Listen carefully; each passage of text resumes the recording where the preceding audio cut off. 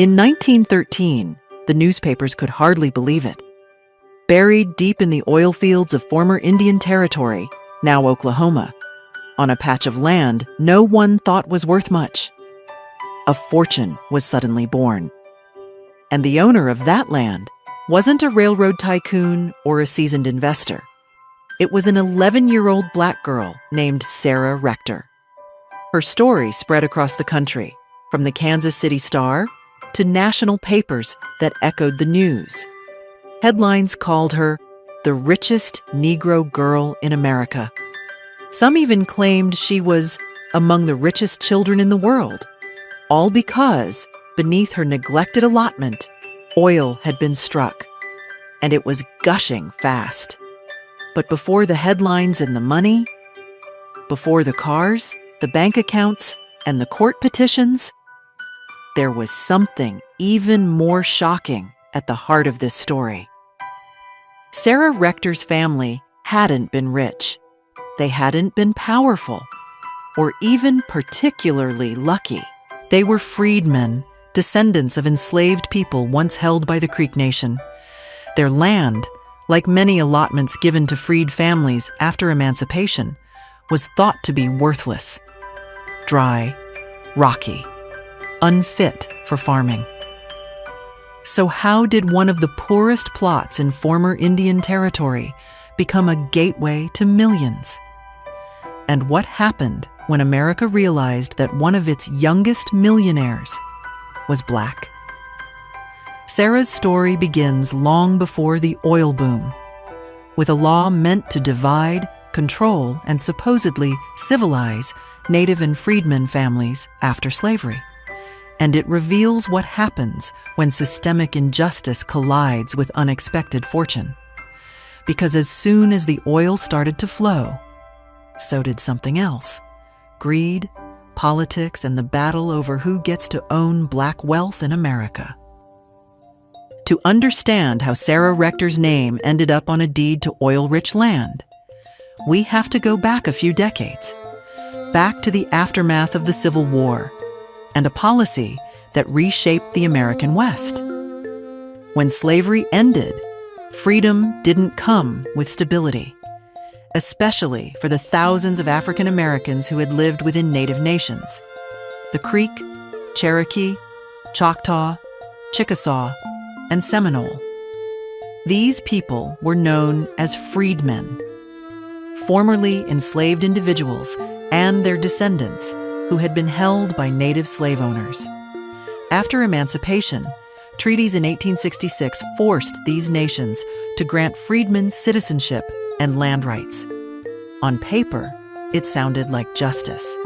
In reality, it marked the beginning of another kind of control. By the late 1800s, the federal government was pressuring tribes to dissolve communal land ownership. Under the Dawes Act of 1887, and later, the Creek Allotment Agreement of 1901, tribal lands were divided into individual parcels.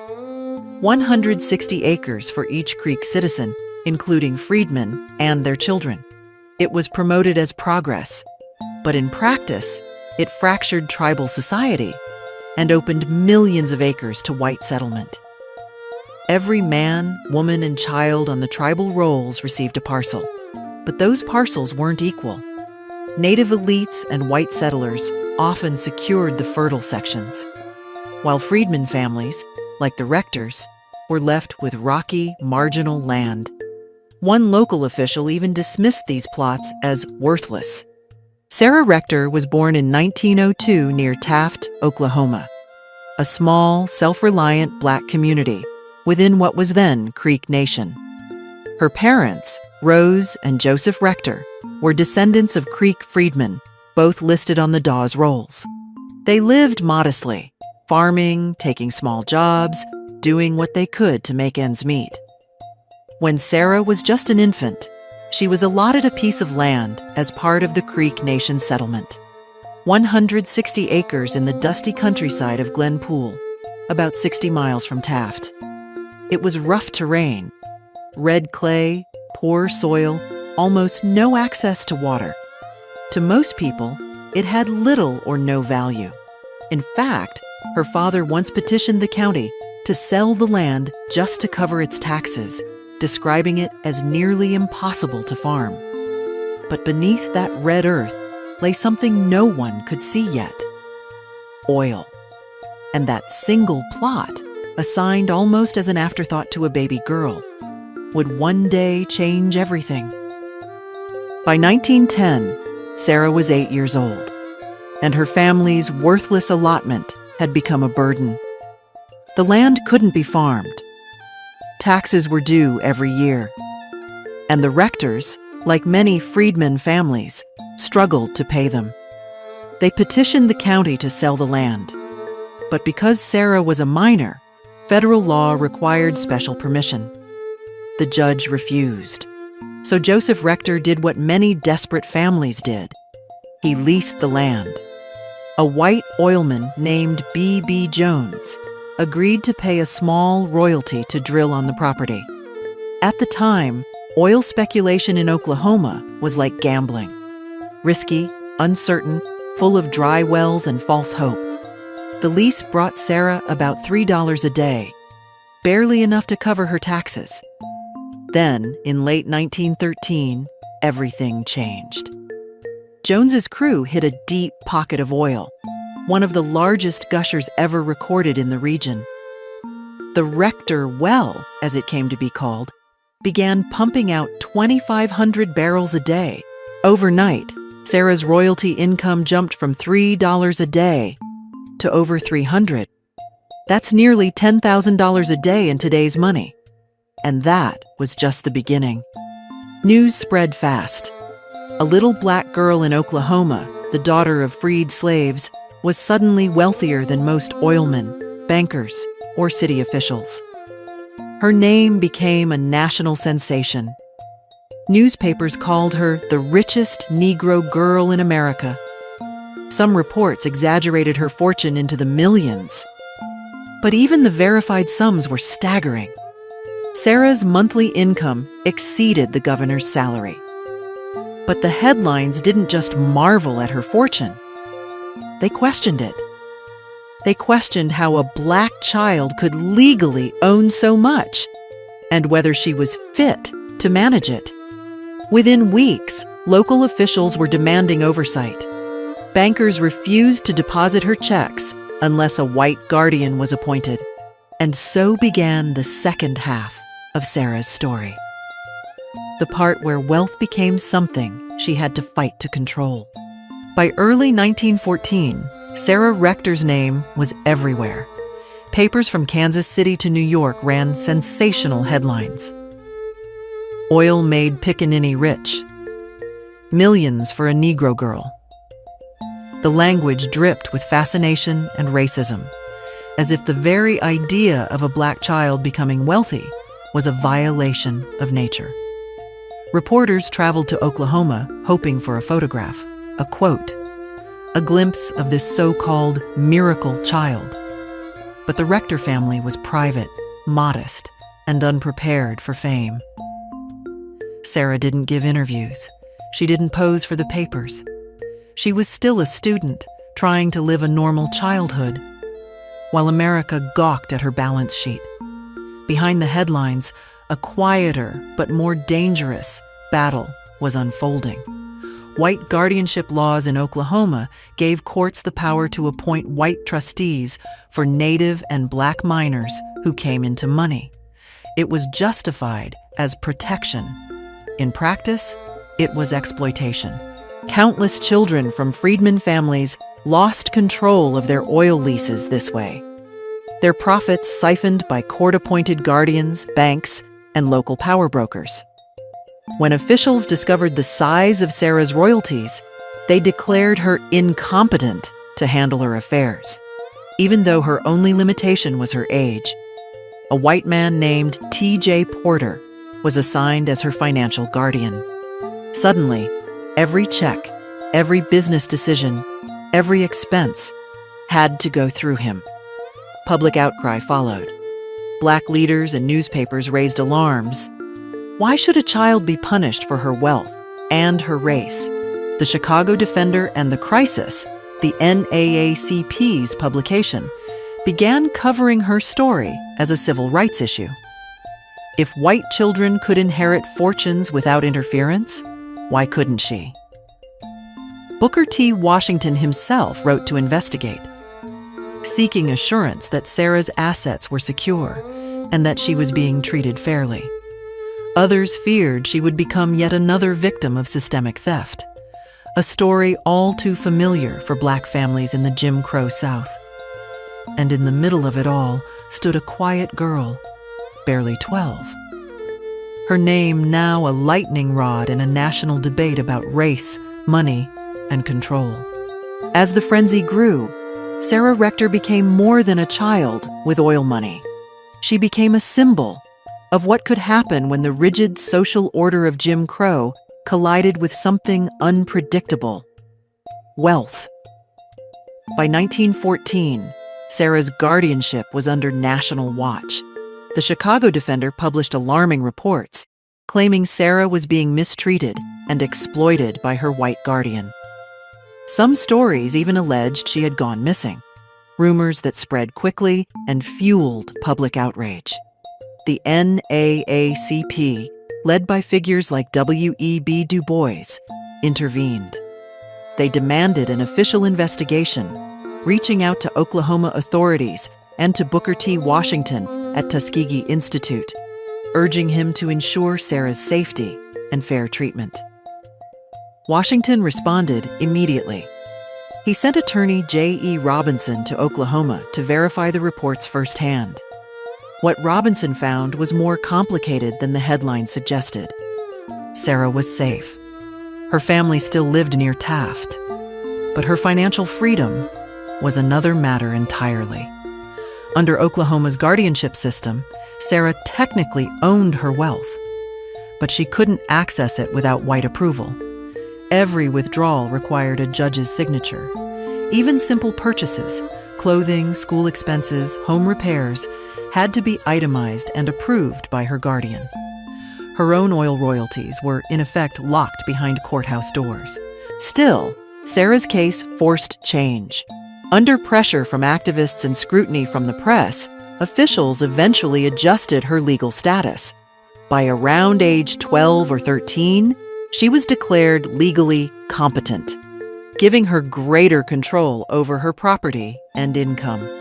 A rare victory in an era when Black ownership was routinely undermined. In the years that followed, Sarah Rector's fortune continued to grow. According to contemporary estimates, her oil wells produced more than $15,000 a month, making her one of the wealthiest African Americans in the country. And she was still barely a teenager. But with every headline and photograph, public curiosity deepened. What kind of life could a young Black millionaire live in the 1910s America? By her teenage years, Sarah Rector was no longer just a headline. She was a young woman, trying to build a future beyond the spectacle. With the national attention came opportunity, but also immense pressure. She had to learn how to manage her wealth, while still learning her multiplication tables. In 1916, Sarah and her family moved from Taft, Oklahoma, to Kansas City, Missouri, a thriving hub for Black business and culture. They purchased a grand 2.5-story brick home at 2000 East 12th Street in a growing middle-class neighborhood. It was a statement of progress and pride. The house was filled with fine furniture, electric lighting, and even an automobile, luxuries few Black families of the time could afford. She enrolled in the Lincoln Institute in Jefferson City, Missouri, a prestigious school founded in 1866 by Black Union soldiers to educate freed slaves and their descendants. It was there that Sarah began to find her footing, not as a curiosity, but as a student among peers. Education became her shield against exploitation, the key to managing what others had tried to control. By the time she turned 18, Sarah had full authority over her finances. She diversified her holdings, investing in real estate, stocks, and small business ventures. Her portfolio included land in Oklahoma, Missouri, and possibly Texas, as well as a boarding house and restaurant in Kansas City. Unlike so many stories of sudden wealth that ended in loss, hers was one of stability and caution. Her fortune didn't vanish with time, it evolved. But Sarah's adulthood wasn't lived in the public eye. She had learned from experience that privacy was power. The girl who once made national headlines became a woman who chose quiet success over spectacle. She lived comfortably, married Kenneth Campbell in 1920, raised 3 sons, and remained active in her Kansas City community, all without seeking fame or recognition. Yet her very existence continued to challenge expectations. At a time when laws and customs tried to deny Black prosperity, Sarah Rector embodied the impossible. A Black woman who had inherited wealth, grown it, and refused to be defined by it. By the time Sarah Rector passed away in 1967, the world had changed beyond recognition. She had lived through 2 world wars, the Great Depression, and the rise of the Civil Rights Movement. Decades later, her story still echoes in conversations about generational wealth, financial literacy, and systemic inequality. Her victory, though personal, points to a collective truth. Access to ownership, land, investment, enterprise changes everything. Today, her story reminds us that wealth, whether earned or inherited, is never just about money. It's about the freedom to decide your own path. And that, more than the oil itself, was the true treasure Sarah Rector claimed. Her life stands as both history and blueprint. A reminder that the tools of freedom aren't always loud. Sometimes they're quiet. Sometimes they're written on a deed. And sometimes they're the oil buried beneath a little girl's forgotten field.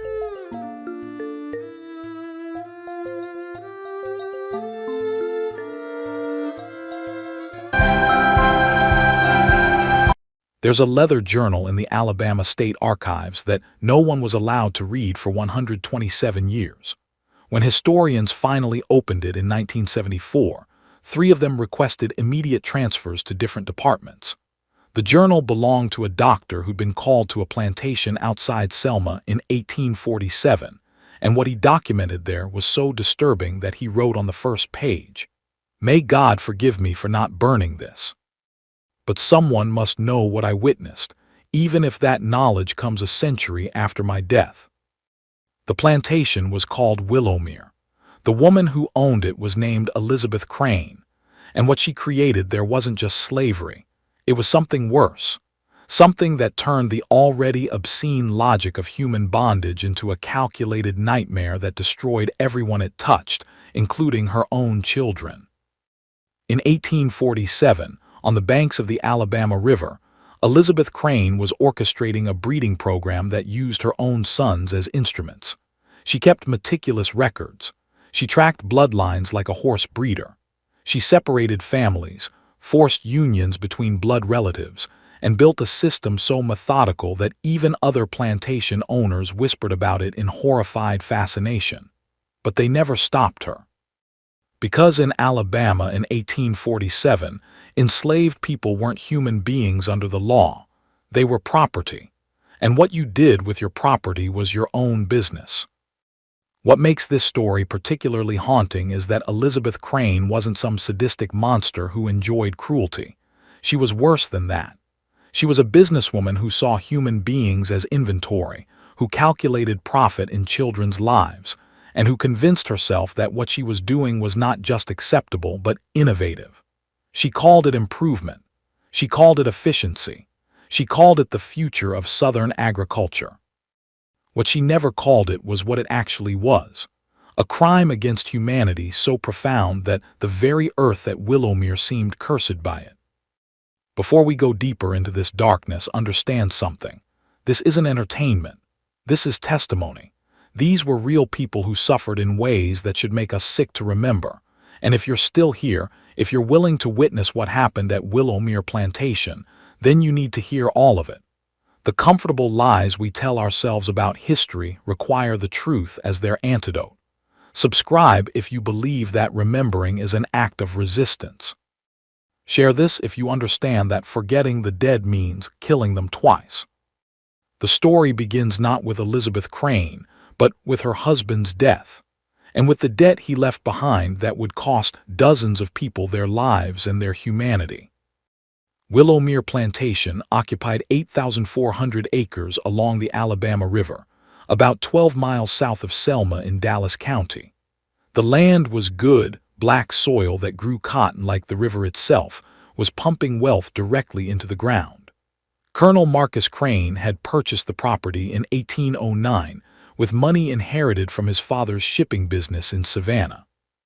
By 1825, Willowmere was producing 340 bales of cotton annually, and Marcus Crane was one of the most respected planters in Dallas County. He married Elizabeth Thornton in 1821. She was 17 years old, the daughter of a failed banker from Montgomery who'd lost everything in the Panic of 1819. The marriage was strategic on both sides. Marcus needed a wife to manage his household and produce heirs. Elizabeth needed escape from poverty and the social death that came with her father's bankruptcy. They made a practical arrangement, and for 20 years it functioned adequately if not warmly. Elizabeth bore Marcus 6 children between 1822 and 1835. 3 survived infancy. 2 sons, Jonathan, born in 1823, and Samuel, born in 1826, and 1 daughter, Mary, born in 1830. The children were raised in the rigid formality of plantation aristocracy. They learned French from a hired tutor. They studied scripture under their father's supervision.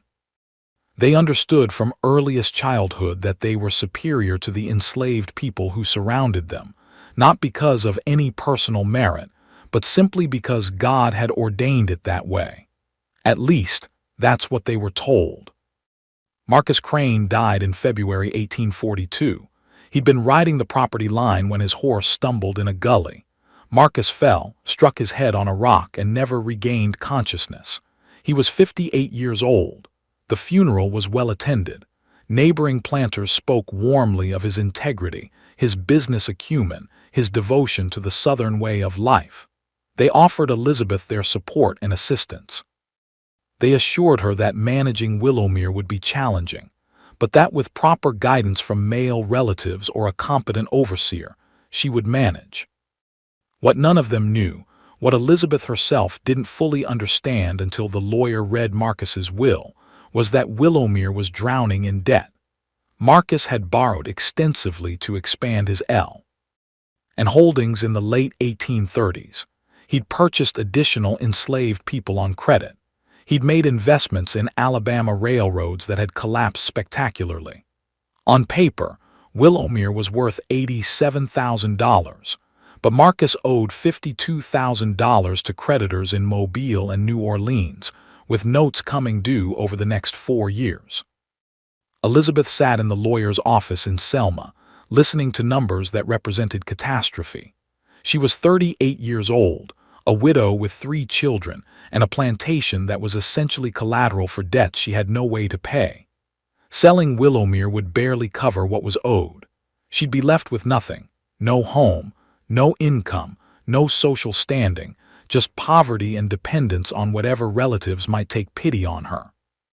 The lawyer, a thin man named Horace Pemberton, cleared his throat uncomfortably. "Mrs. Crane," he said, "there may be options. If you could increase production significantly, pay down the notes as they come due, you might retain ownership. But that would require substantial increases in output without additional capital investment. It would require," he paused, "maximum efficiency from your existing resources." Elizabeth understood what he meant. She needed to make her enslaved population more productive without buying additional workers. She needed to extract more labor, more value, more profit from the 63 people Marcus had owned, the 63 people she now owned. and she needed to grow that number without spending money on purchases. There was only one way to do that: breeding. Most plantations experienced what owners called natural increase. Enslaved women had children. Those children eventually became workers. It was slow, but over decades it grew the labor force. But Elizabeth didn't have decades. She had 4 years before the largest note came due. She needed rapid increase, systematic increase. She needed to turn reproduction into an industrial process. The idea didn't come to her fully formed. It developed over months as she studied the plantation ledgers, as she calculated profit margins, as she lay awake at night doing arithmetic that traded human dignity for financial survival. She began tracking the women at Willowmere, noting their ages, their health, their fertility. She separated out the youngest and strongest, 11 women ranging from age 16 to 24. She moved them into a renovated cabin near the main house, where she could supervise them directly. And then she looked at her sons. Jonathan was 19 years old in 1842, tall and lean with his father's serious demeanor. Samuel was 16, more volatile, quicker to anger. Both were young men of marriageable age in a community where eligible young women were scarce and required dowries Elizabeth couldn't afford. Both were bound to Willowmere by circumstance and family obligation. Both were, she realized with cold calculation, tools she could use. The first conversation happened in September 1842. Elizabeth called Jonathan into her study, the room where Marcus had once managed plantation business. She'd been managing it herself for 6 months by then, learning to read ledgers, to calculate yields, to make decisions about crop rotation and slave discipline. She discovered she was good at it, perhaps better than Marcus had been. She had a clarity he'd lacked. She wasn't sentimental about tradition or reputation. She focused on results. "Jonathan," she said, closing the ledger she'd been reviewing, "we need to discuss the future of Willowmere. You understand our financial situation." Jonathan nodded. His mother had been frank with him about the debt. He knew they were in danger of losing everything. "I've been considering how to increase our holdings without capital expenditure," Elizabeth continued. "The most efficient method is to grow our labor force through natural reproduction. But the natural rate is too slow. We need to accelerate it." She watched her son's face carefully as understanding dawned. Jonathan's expression shifted from confusion to comprehension to something that looked like physical illness. "Mother," he said slowly, "are you suggesting that we—" She cut him off. "I'm suggesting that you understand your duty to this family, that you recognize the reality of our situation, that you participate in ensuring our survival. The women I've selected are healthy and fertile. The children they bear will belong to Willowmere, will increase our wealth, will secure our future." Jonathan stood up abruptly. "This is obscene. It's wrong. Father would never have allowed it. Your father is dead." Elizabeth's voice hardened. "Your father left us in debt. Your father's traditional methods were leading us toward bankruptcy. I'm doing what's necessary to save this family, and you will help me, or you'll watch your sister starve when creditors take everything we own." The argument continued for hours, but Elizabeth Crane had already won. She knew her son's weak points: his sense of family duty, his fear of poverty, his lack of alternatives. Jonathan was 19 years old with no education beyond plantation life, no money of his own, no prospects beyond what Willowmere could provide. He was trapped, and his mother knew it. By October 1842, Jonathan Crane had entered the cabin where Elizabeth kept her selected women. He'd been assigned to a girl named Celia, 18 years old, born at Willowmere, strong from field work. Celia had been given no choice in the matter. She'd been told that compliance meant better food, lighter work, safety for what family she had left. Resistance meant punishment, separation from her younger sister, possible sale to the deep south where death came quickly in the cane fields. What happened in that cabin wasn't consent. It wasn't romance. It wasn't even the common brutality of masters taking enslaved women by force. It was something more coldly evil. It was organized, scheduled, recorded in ledgers with the same notation Elizabeth used for cotton yields and equipment maintenance. Jonathan came to the cabin 3 nights each week. Elizabeth tracked Celia's cycles to maximize chances of conception. When Celia became pregnant in December, Elizabeth noted it with satisfaction and moved Jonathan to the next woman on her list, a 20-year-old named Ruth. Samuel was brought into the system in early 1843. He was younger than Jonathan, more easily manipulated, and secretly relieved to have access to women without the social complications of courtship. Elizabeth recognized this about her younger son and used it. She presented the breeding program not as a moral compromise, but as a privilege, a natural right of ownership that he should exercise without guilt. Samuel accepted this narrative more readily than Jonathan ever had. Within 6 months, he'd fathered children with 3 different women. By the end of 1843, Elizabeth's system was fully operational. The selected women lived in the supervised cabin. Jonathan and Samuel rotated among them on schedules Elizabeth maintained in her private ledger. Pregnancies were monitored carefully. Women received better food during pregnancy, lighter work, access to the plantation's medical supplies. These incentives weren't kindness. They were Elizabeth's investment in inventory. A healthy baby was worth $400 by age 12. A dead infant was just a loss of capital. The horror of Willowmere wasn't just in what Elizabeth did to the enslaved women, though that was horror enough. It was in how she corrupted her own sons, turning them into instruments of systematic rape, destroying whatever capacity for moral resistance they might have possessed. Jonathan began drinking heavily by 1844. He performed his assigned duties in the breeding program but withdrew from all other aspects of plantation life. He rarely spoke at meals. He avoided his mother's eyes. He moved through Willowmere like a ghost, present but absent, alive but already dead inside. Samuel went in a different direction. He embraced the brutality. He convinced himself that enslaved women were fundamentally different from white women, that what he did in the cabin wasn't violation because his victims weren't fully human. This lie protected him from guilt, but made him dangerous. He began taking women outside the official program, forcing himself on field workers, ignoring his mother's schedules in favor of his own impulses. Elizabeth tried to rein him in, not from moral concern, but from fear that his lack of control would create complications. But Samuel was learning what every enslaver eventually learned.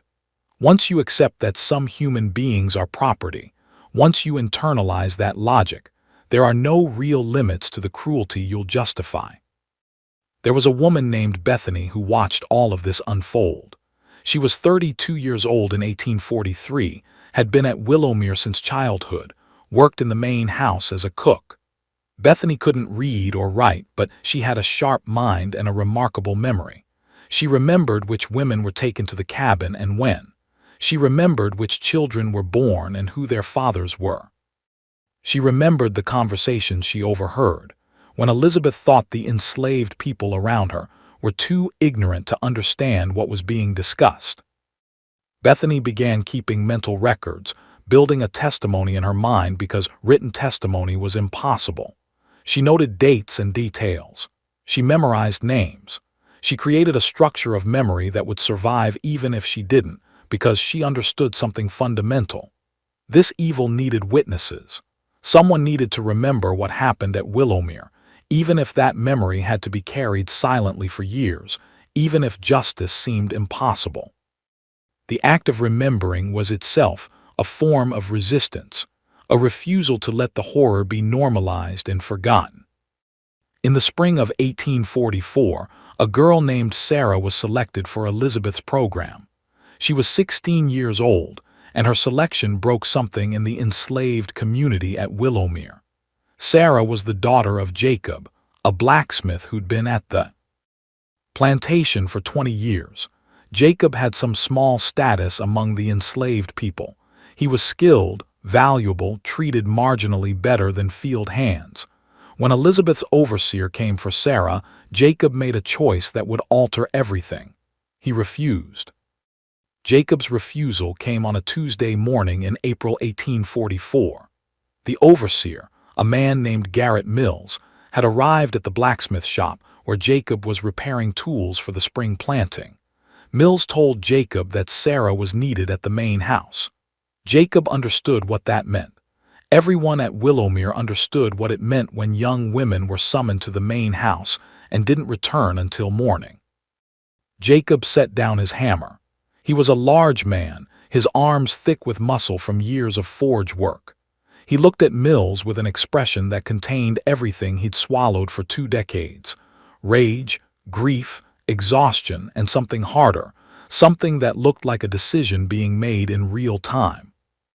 "No," Jacob said quietly, "she ain't going." Mills stared at him. "What did you say?" "I said no." Jacob's voice remained calm, but his hands had curled into fists. "Sarah's my daughter, she's a child, and I ain't letting you take her to be used like that. I don't care what Mistress Crane wants. I don't care what you do to me. The answer is no." For a long moment, Mills seemed genuinely shocked. Enslaved people didn't refuse direct orders. The entire system depended on compliance enforced by the certain knowledge of brutal punishment for resistance. Jacob's refusal was more than disobedience. It was a challenge to the fundamental logic of slavery itself. Mills reached for the whip he carried at his belt. Jacob grabbed a poker from the forge, iron still glowing red at one end. The two men faced each other in the doorway of the blacksmith's shop, both understanding that whatever happened next would be irreversible. Other enslaved people had gathered, drawn by the commotion. They watched in silence, frozen between hope and terror. Mills saw the crowd and recognized his disadvantage. One man with a whip against a blacksmith with a weapon and witnesses. He backed away slowly. "This ain't over," he said. "Mistress Crane will hear about this." Jacob knew what was coming. There were no victories for enslaved people, only choices about how to lose. He'd bought Sarah some time, maybe hours, maybe a day, but Elizabeth Crane wouldn't tolerate defiance. The punishment would be severe, designed to terrify anyone else who might consider resistance. Jacob accepted this. Some things were worth dying for. Your child's innocence was one of them. Elizabeth learned about the incident within an hour. Her reaction was cold calculation rather than anger. Jacob's refusal represented a direct threat to her system. If one person could resist successfully, others would follow. She needed to make an example so brutal that no one at Willowmere would ever consider defiance again. But she also needed to be careful. Jacob was valuable. He was the only blacksmith at Willowmere, and blacksmiths were difficult to replace. Killing him would create practical problems. She needed punishment that would break him without destroying his usefulness, that would terrify the other enslaved people without reducing her labor force. She called Jonathan into her study that evening. "Your involvement is required," she told him. "There's been an incident, a refusal. It needs to be addressed publicly and severely." Jonathan looked at his mother with hollow eyes. "What do you want me to do?" She handed him a document. "It's a bill of sale. You're going to tell Jacob that his daughter will be sold to a slave trader heading to Louisiana. You're going to make him watch as she's loaded into a wagon. And then, after he's had time to understand what his defiance cost, you're going to inform him that the sale can be canceled if he apologizes publicly and ensures his daughter's compliance with our program." Jonathan stared at the paper in his hands. "Mother, it's necessary," Elizabeth interrupted. "Either we maintain control or we lose everything.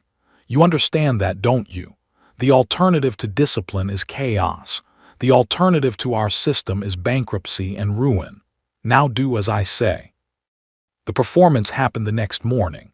The entire enslaved population of Willowmere was assembled in the yard between the main house and the slave quarters.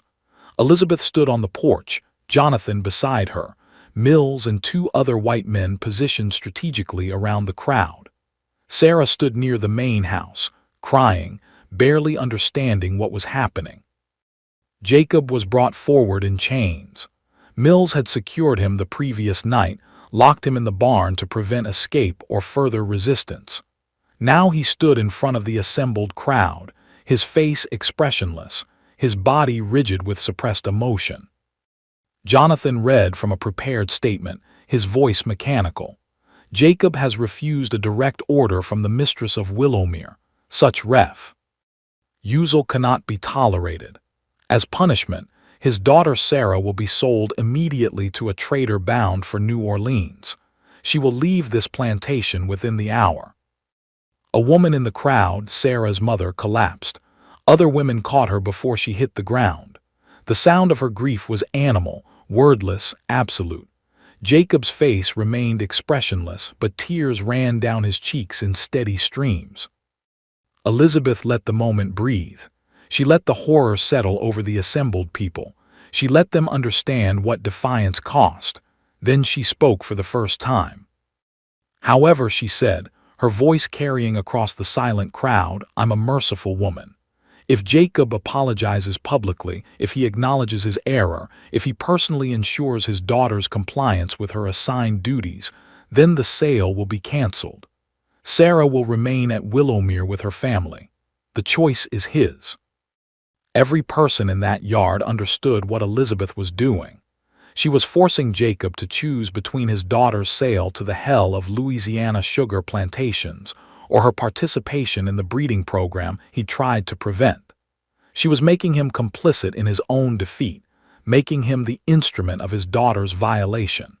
It was cruelty refined to its purest form. Jacob looked at Sarah. She was 16 years old, terrified, crying. Louisiana meant death within years, worked to exhaustion in cane fields where life expectancy for enslaved people averaged 7 years after arrival. Willowmere meant violation but survival. It meant she'd remain near family.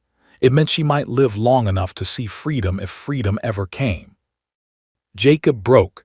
He dropped to his knees in front of Elizabeth Crane and spoke the words she required. I apologize for my disobedience. I was wrong.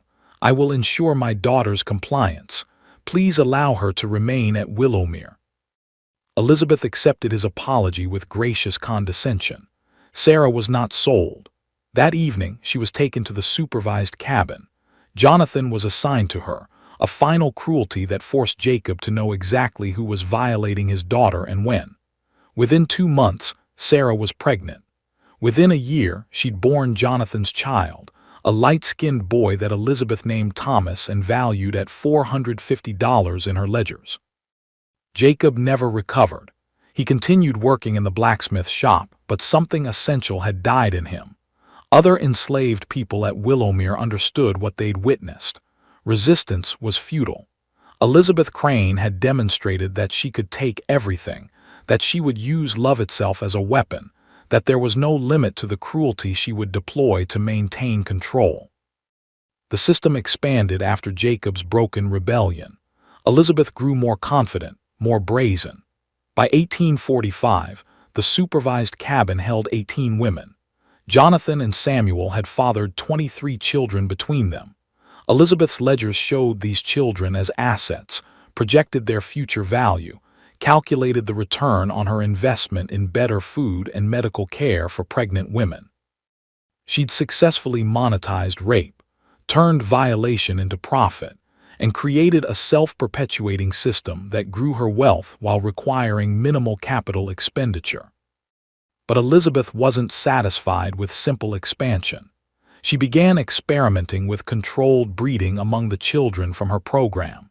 When the oldest girls reached puberty, she started planning their futures, matching them with boys based on desired characteristics. She was thinking in generations now, designing a multi-generational program that would create a distinctive population at Willowmere. People of mixed race trained from birth for skilled work, more valuable than field hands, more controllable than purchased workers who remembered freedom. There was a doctor named Nathaniel Morrison who served several plantations in Dallas County.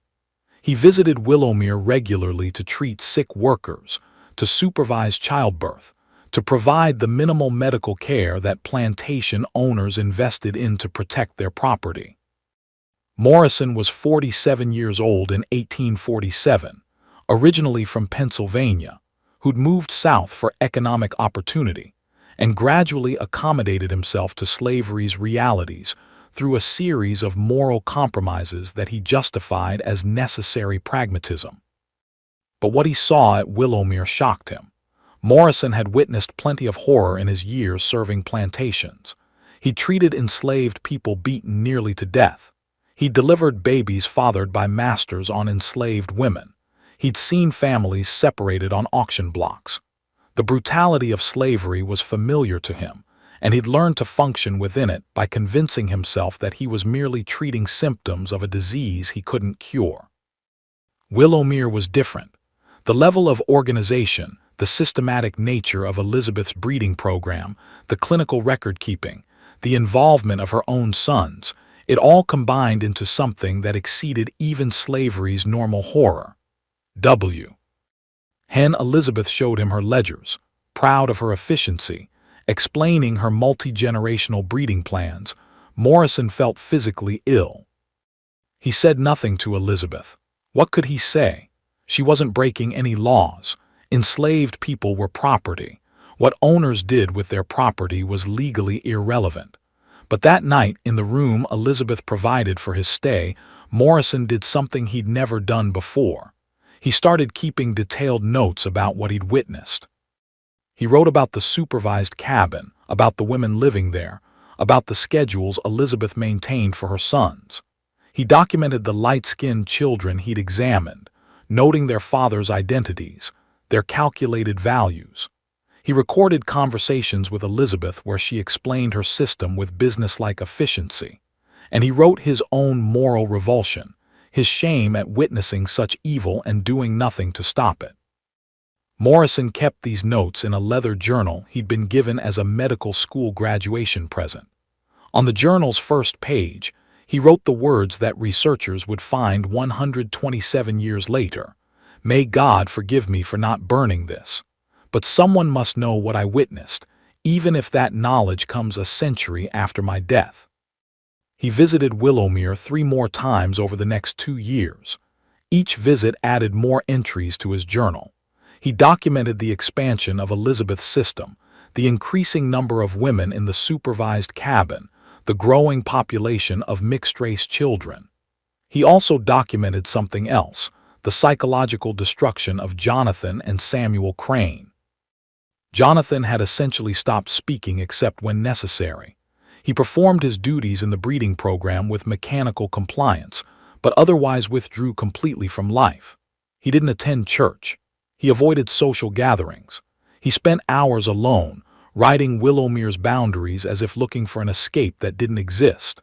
Morrison examined him once for persistent headaches and recognized the symptoms of profound depression. The young man was dying inside, killing himself slowly through alcohol and despair, unable to escape the horror he participated in, but unwilling to fully accept it. Samuel had gone in the opposite direction. He'd become cruel, not just participating in the breeding program, but expanding it through his own initiative. He took women outside the supervised cabin, violated field workers, ignored his mother's schedules in favor of his own impulses. He'd also become violent, beating enslaved people for minor infractions, using physical cruelty to assert dominance. Elizabeth tried to control him, worried that his excesses would create problems, but Samuel was beyond her control now. He'd internalized the logic of slavery so completely that he'd become a monster. Morrison documented all of this. He wrote about examining women who showed signs of physical trauma, about treating Sarah after Samuel had beaten her for imagined disrespect, about the fear he saw in every enslaved person's eyes at Willowmere. And he wrote about his own cowardice, his inability to act, his choice to bear witness rather than intervene. There was one entry from June 1847 that would later become particularly significant. Morrison described a conversation with Bethany, the cook who'd been keeping her own mental records. They'd been in the kitchen, and Morrison had been treating Bethany for a burned hand. She'd looked at him with eyes that held both intelligence and calculation. "Dr. Morrison," she'd said quietly, "you write things down in that journal, things you see here." Morrison had frozen, terrified that she'd report him to Elizabeth. "How do you know that?" he'd asked. "I see things," she'd replied. "I remember things. I know you come back from visiting and write in that book late at night." She paused. "What you write, is it true? Is it everything?" Morrison had nodded, unable to speak. Bethany had studied him for a long moment. "Then you need to keep it safe," she'd said. "Because someday someone needs to know what happened here. Someone needs to remember us. Not just what Mistress Crane did, but that we were people, that we had names, that we mattered." Morrison had promised he would. And he'd kept that promise, preserving his journal through the rest of his life, leaving instructions in his will that it be sealed and donated to the Alabama State Archives after his death. By the summer of 1847, Elizabeth's system had been operating for 5 years. She'd successfully navigated the debt crisis that had threatened Willowmere. Her creditors were being paid on schedule. Her plantation was now valued at over $100,000, with much of that increased value coming from the 89 children born through her breeding program. She'd proven, at least in economic terms, that her methods worked. But success built on horror is inherently unstable. Elizabeth had created a population of enslaved people who hated her with intensity that went beyond Norma. Plantation relationships. She'd corrupted her sons beyond redemption. She'd built a system that required constant violence to maintain. And she'd attracted attention, the kind of whispered speculation from neighboring plantation owners who wondered exactly how Elizabeth Crane had turned Willowmere's fortunes around so dramatically. Some of that attention was admiring. Other plantation owners, facing their own financial pressures, wanted to understand her methods. A few even approached her discreetly, asking for advice about increasing their own enslaved populations through natural means. Elizabeth provided that advice carefully, never explaining the full extent of her system, but offering hints about selection, supervision, and incentive structures. She was, in her own mind, an innovator sharing best practices. But other attention was darker. There were rumors about the light-skinned children at Willowmere, about the Crane sons' unusual devotion to their mother's plantation, about the supervised cabin and what happened there. Most white people in Dallas County chose to ignore these rumors. The alternative was acknowledging that slavery's logic led exactly where Elizabeth had taken it, and acknowledgement would require either action or complicity. Complicity was easier. The enslaved people at Willowmere didn't have the option of looking away. They lived inside Elizabeth's nightmare every day. And by 1847, some of them were beginning to plan resistance. The resistance didn't start with a plan. It started with a man named Isaiah who'd been at Willowmere for 30 years. He was 52 years old in 1847, too old for field work, assigned instead to maintain the plantation's equipment and buildings. Isaiah couldn't read, but he understood structure. He understood how things were built, how they could be dismantled, how systems that seemed solid could collapse if the right support was removed. Isaiah had watched Elizabeth's breeding program grow from its beginning. He'd seen Jacob's rebellion crushed. He'd witnessed the expansion of the supervised cabin. He'd helped construct the additional rooms Elizabeth ordered built, sawing timber and driving nails into a structure he knew would house horror. And through all of it, he'd been waiting, storing knowledge, looking for weaknesses. By 1847, Isaiah had identified something important. Elizabeth's entire system depended on her sons' participation. Without Jonathan and Samuel, the breeding program couldn't function as designed. Elizabeth could hire overseers to force women, but that would be cruder, more visible, harder to maintain with the same systematic efficiency. Her sons were essential tools, which meant her sons were vulnerabilities. Isaiah began talking carefully to other enslaved people at Willowmere, building trust, testing loyalty, identifying who might be willing to risk everything for the possibility of change. He was cautious, knowing that desperation sometimes made people dangerous, that someone might betray a resistance plan in exchange for Elizabeth's favor or just out of fear. But over months, Isaiah assembled a small group of people who understood that survival alone wasn't enough, that some things were worth dying for. Bethany was part of that group. So was Jacob, though his spirit had been broken and he contributed more as a symbol than an active participant. There was a woman named Clara who worked in the main house, who had access to Elizabeth's study and could report on the mistress's schedules and plans. There was a young man named Daniel who worked in the stables and knew the roads leading away from Willowmere. And there was Ruth, one of the women in the supervised cabin, who'd borne 3 children through the breeding program and whose rage had crystallized into something cold and calculating. They didn't plan rebellion in the traditional sense. They couldn't fight armed white men and win.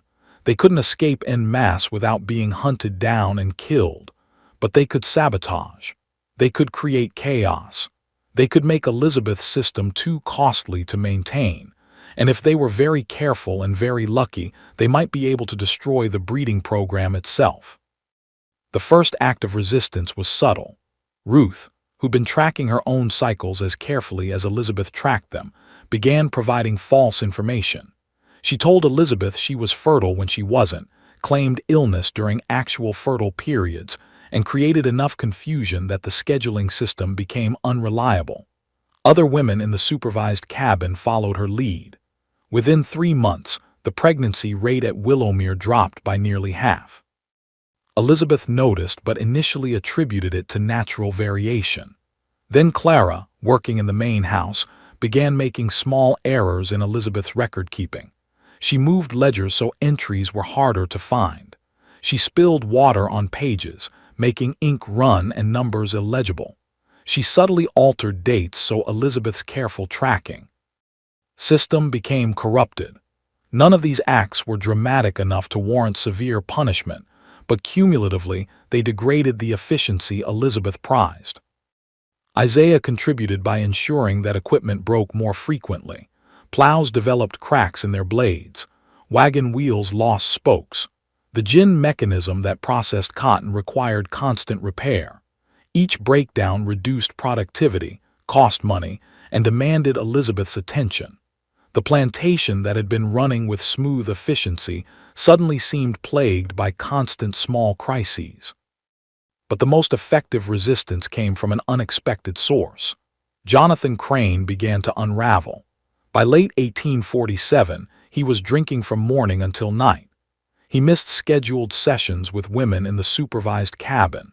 When Elizabeth confronted him, he became belligerent, shouting that he was done, that he wouldn't participate anymore, that she'd already taken everything from him and he had nothing left to lose. Elizabeth tried to reassert control the way she had with Jacob, through threats and manipulation. But Jonathan wasn't Jacob. He was her son.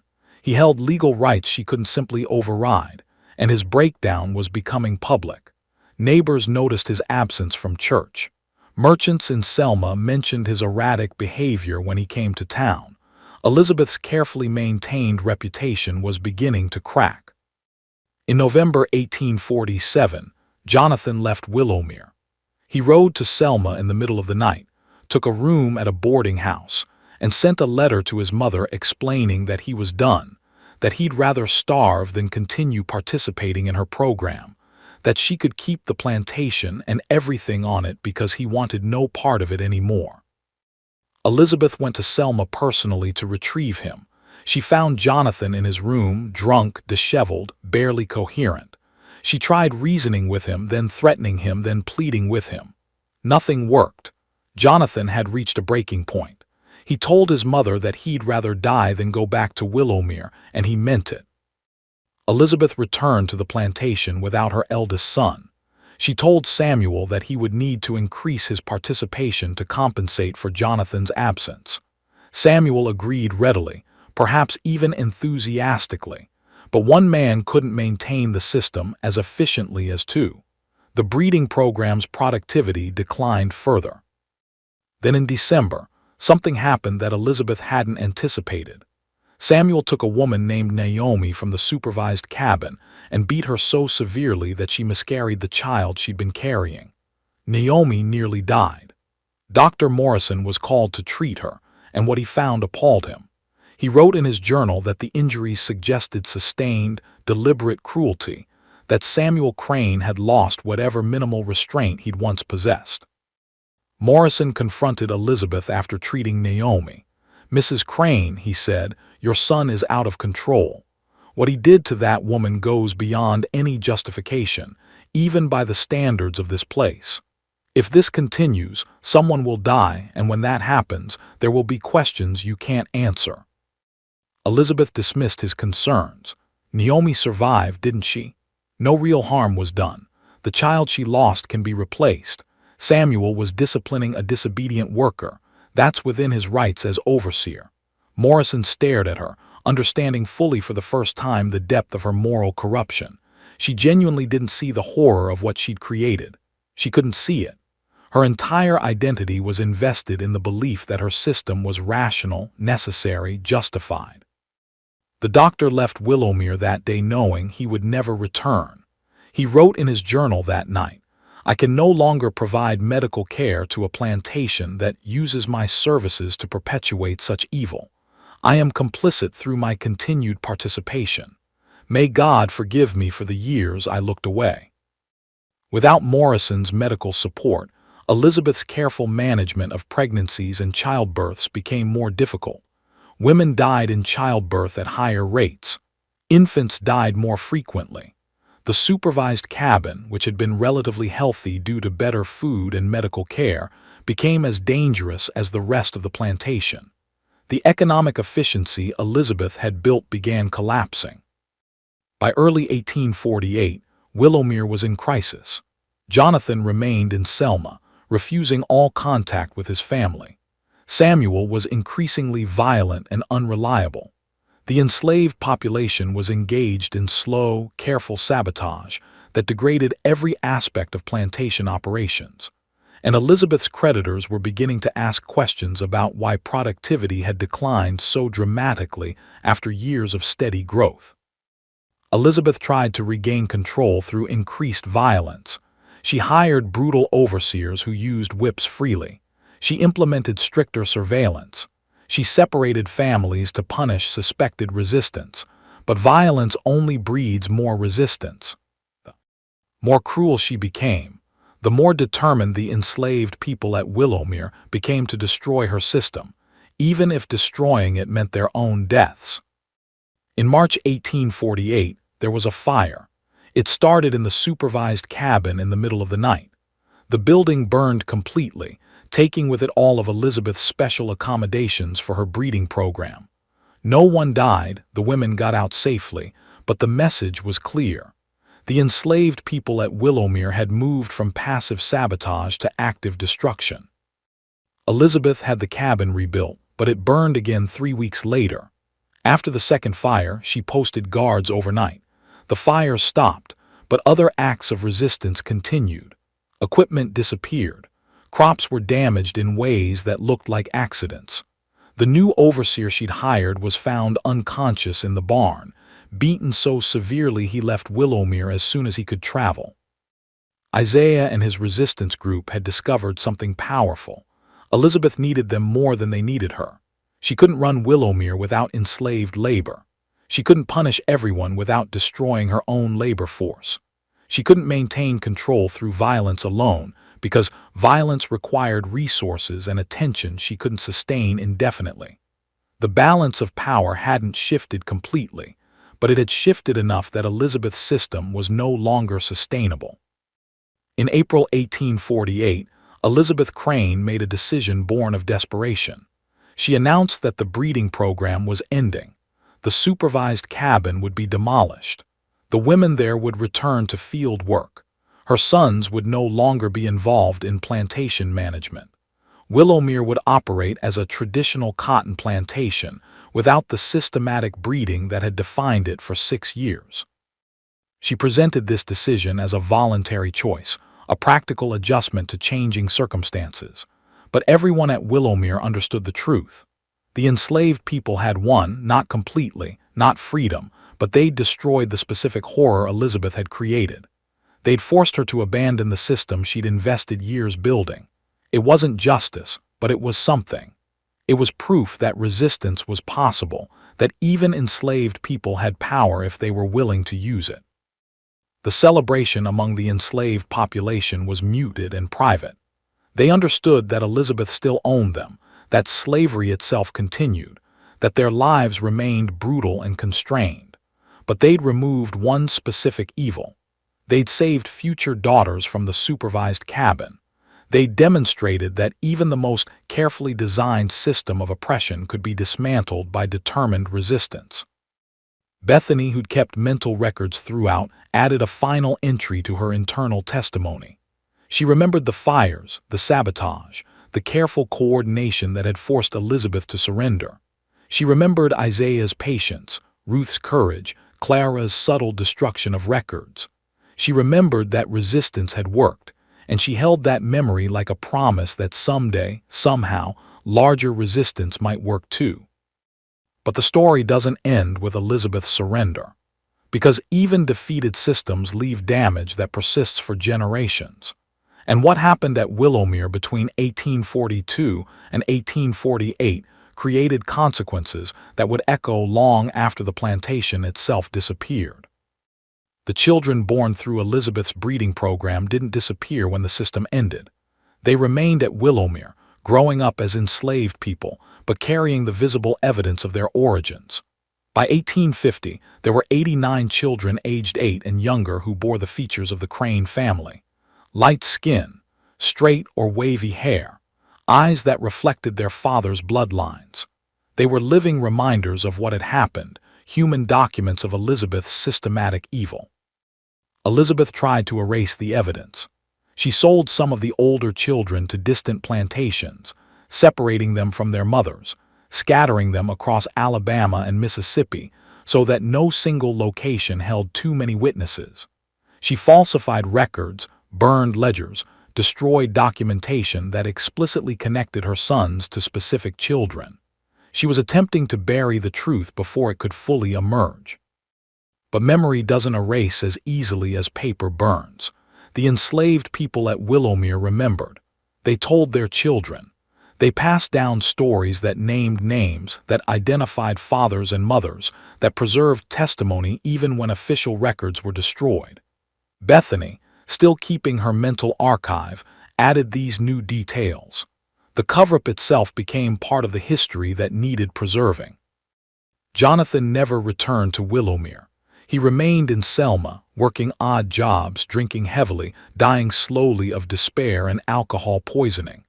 On a February night in 1851, he was found dead in his boarding house room. He was 28 years old.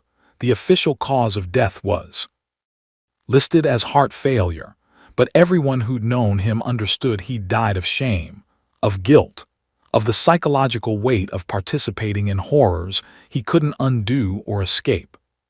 His few possessions were returned to Elizabeth. Among them was a small notebook filled with Jonathan's handwriting. Elizabeth read 3 pages, saw her son's self-recriminations and detailed accounts of the breeding program, and immediately burned it.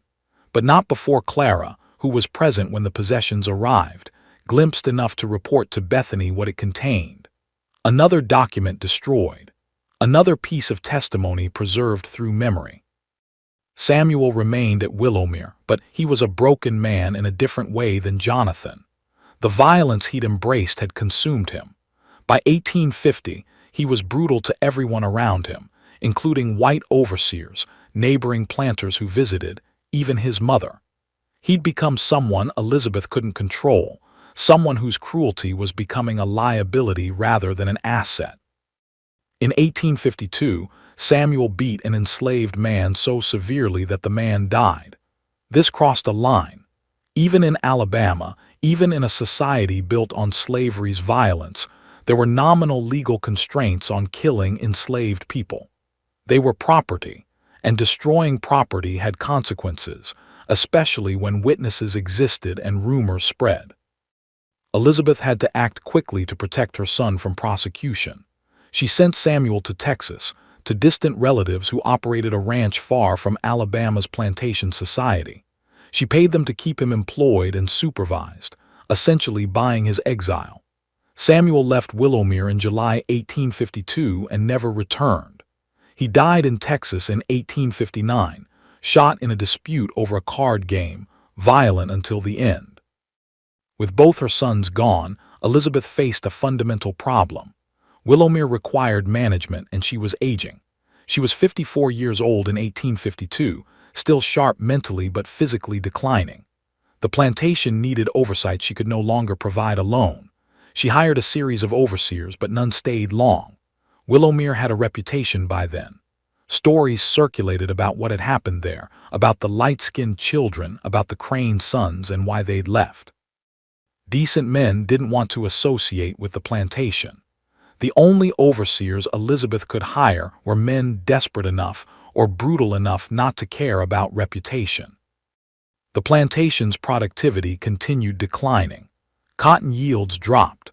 The enslaved population, emboldened by their successful resistance to the breeding program, worked slowly and carefully, maintaining just enough productivity to avoid severe punishment but nothing more. They understood that Elizabeth's power was waning, that time was on their side, that the system holding them was weakening. In 1854, Elizabeth suffered a stroke. It left her partially paralyzed, able to speak but with difficulty, able to move but requiring assistance. Her daughter Mary, who'd married and moved to Montgomery in 1848, returned to Willowmere to care for her mother. Mary was 24 years old, and she'd been largely sheltered from the full extent of what Elizabeth had created. She'd known about the breeding program in general terms, but not the systematic details, not the careful records, not the multi-generational planning. When Mary found her mother's remaining ledgers, the ones Elizabeth hadn't destroyed, she was horrified. She read entries that valued children like livestock, that scheduled her brother's participation in systematic rape, that projected profits across generations. She confronted Elizabeth, demanding to know how her mother could have done such things. Elizabeth, struggling with speech, managed to articulate what she'd always believed. It was necessary. It saved the family. It was efficient. Everyone benefits from slavery. I just made it work better. I made us wealthy. I protected you.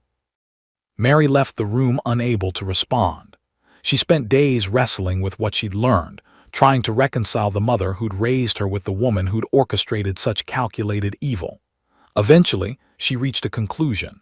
She couldn't undo what had been done, but she could ensure it was never repeated. She burned the remaining ledgers, all of them, every document that detailed Elizabeth's system, every record that connected specific children to their fathers, everything. Mary believed she was protecting her family's reputation. She thought she was showing mercy to the children by eliminating proof of their origins. But what she actually did was destroy evidence that would later be crucial for understanding what had happened at Willowmere, for establishing the full scope of Elizabeth's crimes, for giving descendants the documentation they deserved. Bethany watched Mary burn the ledgers. She understood what was being lost. That night, she gathered the other enslaved people who'd been part of the resistance and told them, "The written records are gone. Now memory is all we have. Remember. Burn everything. Tell your children. Make them promise to tell theirs. Don't let this be forgotten just because they burned the papers." Elizabeth Crane died in November 1856. She was 52 years old.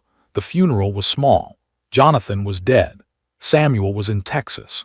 Mary attended but left immediately afterward, returning to Montgomery and never visiting Willowmere again. The neighboring planters who'd once envied Elizabeth's success stayed away.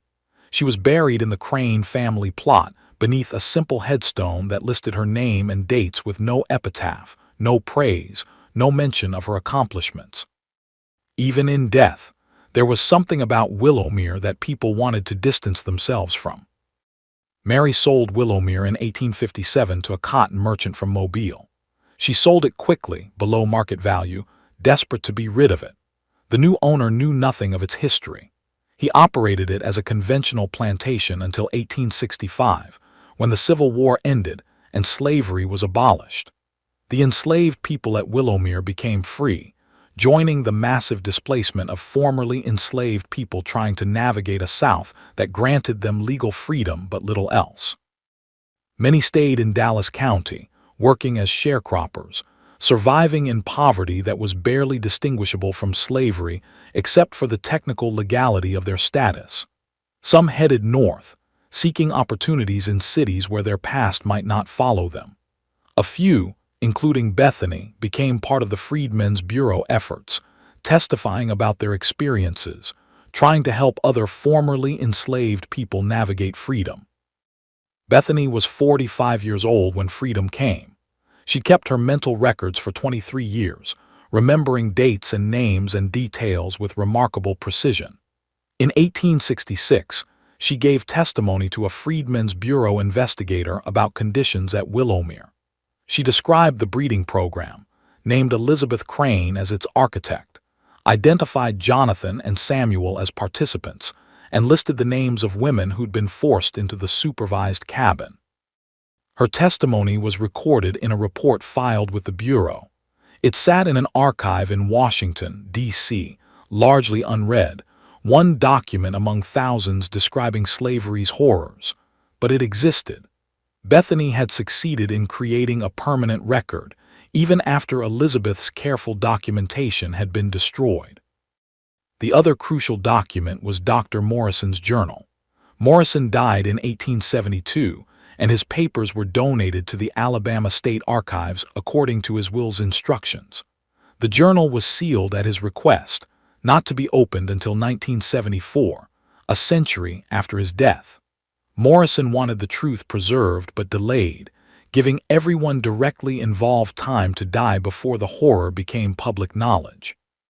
For 100 years, Willowmere's story existed only in scattered fragments, in the memories of descendants who'd been told stories by grandparents who'd survived the plantation, in Bethany's testimony buried in Freedmen's Bureau archives, in Morrison's sealed journal, in the oral histories that African American families preserved carefully, knowing that written history often excluded their experiences. Then in 1974, researchers opened Morrison's journal. What they found was a detailed, contemporaneous account of Elizabeth Crane's breeding program written by a white doctor who'd witnessed it directly. Morrison's clinical descriptions, combined with his moral horror, created a document that was both evidential and damning. The journal confirmed what formerly enslaved people had been saying for a century. It provided documentation that made denial impossible. The researchers cross-referenced Morrison's journal with other archives. They found Bethany's Freedmen's Bureau testimony. They located property records showing Willowmere's ownership history. They tracked down descendants of people who'd been enslaved there, collecting oral histories that matched Morrison's written account with remarkable consistency. Slowly, carefully, they reconstructed what had happened at Willowmere between 1842 and 1848. The story became public in 1977 when a historian named Dr. Patricia Reynolds published an article in the Journal of Southern History titled Systematic Breeding and Family Corruption: The Willowmere Plantation Case, 1842-1848. The article was explosive. It documented everything: Elizabeth's debt crisis, her decision to use her sons in a breeding program, the supervised cabin, the resistance that eventually destroyed the system, the aftermath.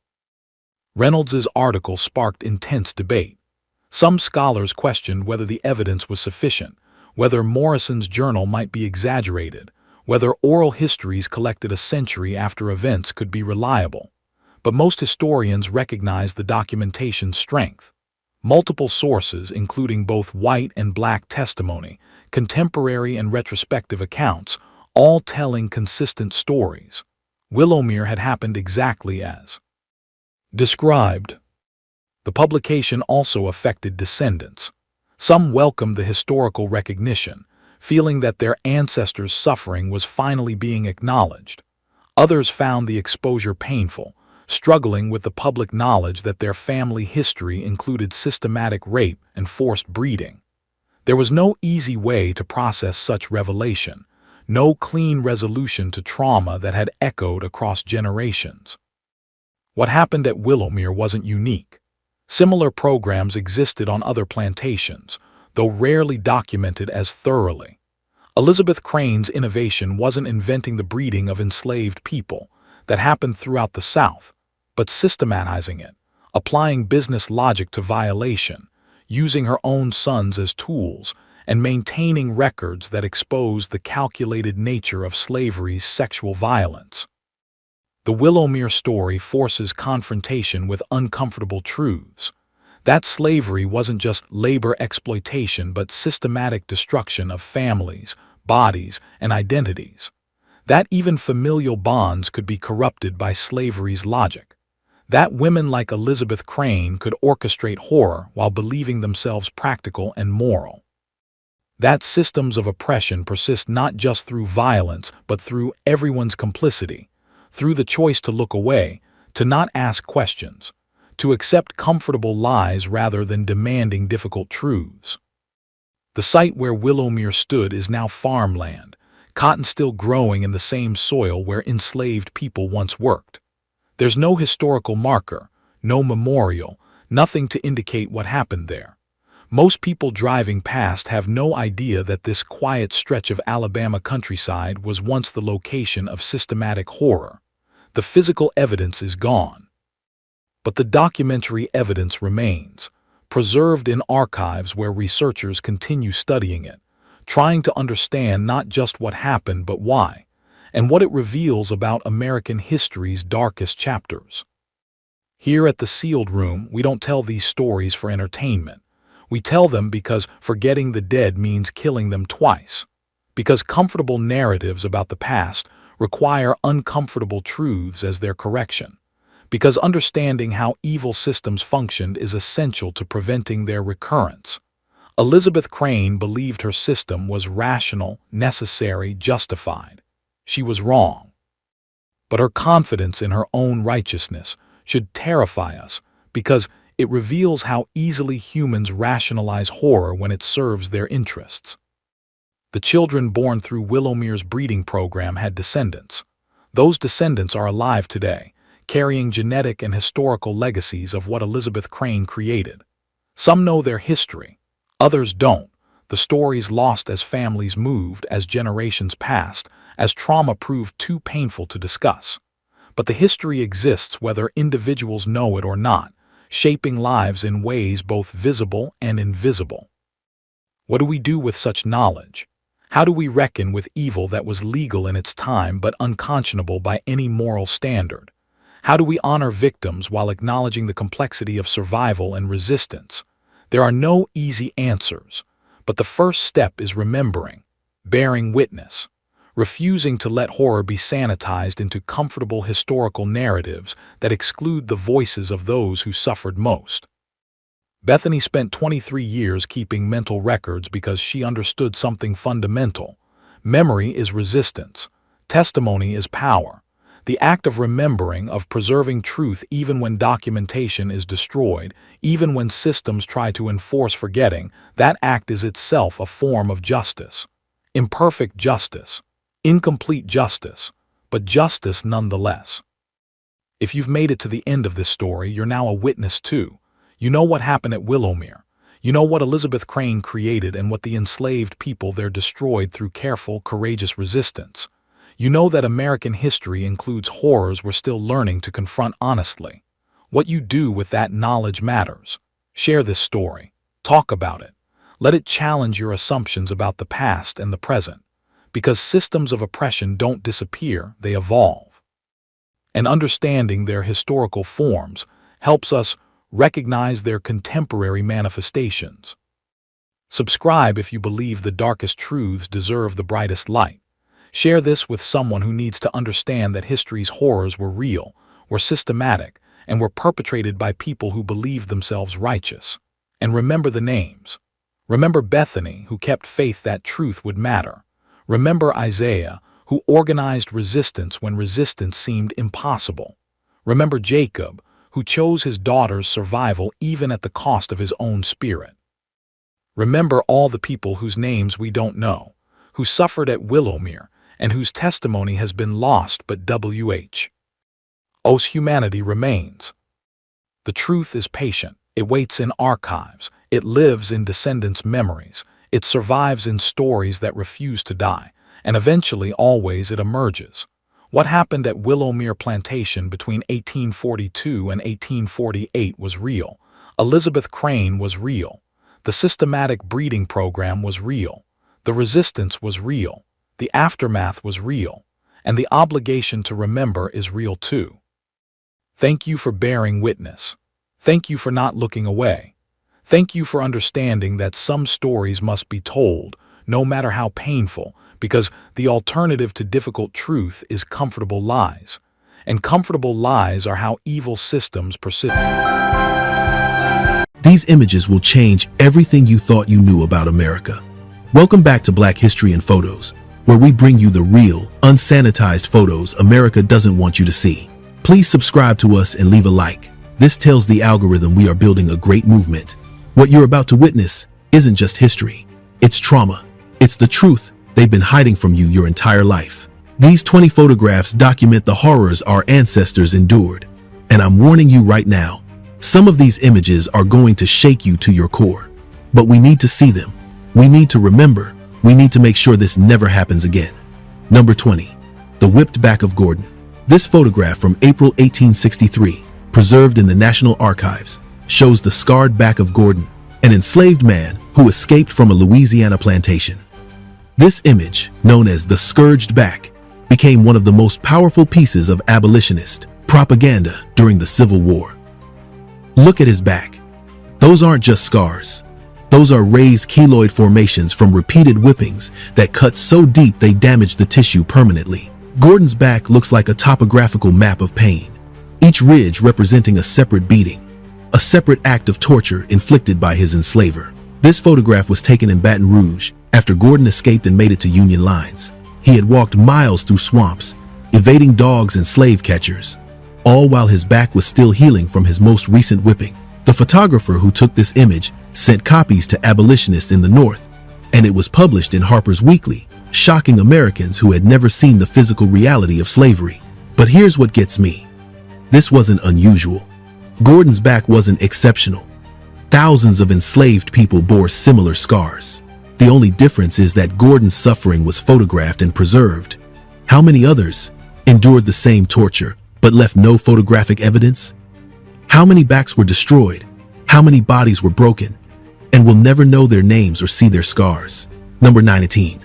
Slave children in New Orleans. This photograph from 1863, held in the Library of Congress, shows enslaved children in New Orleans who were photographed to raise money for schools for freed slaves. These children, some as young as 5 or 6 years old, stare into the camera with expressions that reveal the trauma they've already experienced. What's particularly disturbing about this image is that these children appear white or very light-skinned. They were photographed specifically to show Northern audiences that enslaved people who looked white were still being held in bondage, challenging the racist assumption that slavery was acceptable because enslaved people were visibly different. These children were the products of rape, white slaveholders, sexually assaulting enslaved women and then enslaving their own biological children. The one-drop rule meant that any African ancestry, no matter how distant, made a person legally black and therefore enslavable. These children could have white fathers, white grandparents, and still be bought and sold like property. Look at their faces. These are children who should be playing, learning, growing up safe. Instead, they're property, commodities, things to be owned. And the fact that they look white didn't protect them, didn't save them, didn't make white society see them as human. That's how deep the evil of slavery went. Number 18. Lynching of Thomas Shipp and Abram Smith. This photograph from August 7, 1930, archived in the National Archives, shows the lynching of Thomas Shipp and Abram Smith in Marion, Indiana. But what makes this image truly horrifying isn't just the bodies hanging from the tree. It's the crowd of white people gathered below, smiling, pointing, celebrating. Look at those faces. Men in suits and hats, women in dresses, even children, all gathered to watch two black men be murdered. They're not horrified or ashamed. They're entertained. This was a social event, a community gathering, a spectacle that white people attended like it was a carnival. Lynchings weren't secret acts committed by a few extremists. They were public events, advertised in advance, attended by thousands. White people would bring their children, take photographs, and even collect souvenirs. pieces of rope, clothing from the victims, sometimes even body parts. Postcards of lynchings were sold and mailed across the country. Between 1882 and 1968, over 4,700 black people were lynched in America. That's a conservative estimate. The real number is probably much higher. And for every lynching that was photographed and documented, how many others happened in the dark, in remote areas, with no witnesses except the murderers? Number 17. Emmett Till in his casket. This photograph from September 1955, published in Jet magazine, shows 14-year-old Emmett Till in his casket after being brutally murdered in Mississippi. His mother, Mamie Till Mobley, insisted on an open casket funeral so the world could see what had been done to her son. Emmett Till was beaten so severely that his face was unrecognizable. His eye was gouged out, his skull was crushed, and he was shot in the head before being thrown into a river with a 75-pound cotton gin fan tied around his neck with barbed wire. His crime? Allegedly whistling at a white woman. An accusation that the woman later admitted was false. Mamie Till Mobley's decision to show her son's mutilated body was an act of incredible courage. She wanted America to see the reality of racial violence, to confront what racism actually looked like. The photograph of Emmett in his casket was published in Jet magazine and seen by hundreds of thousands of people, galvanizing the civil rights movement. But here's what haunts me about this image. Emmett Till was a child.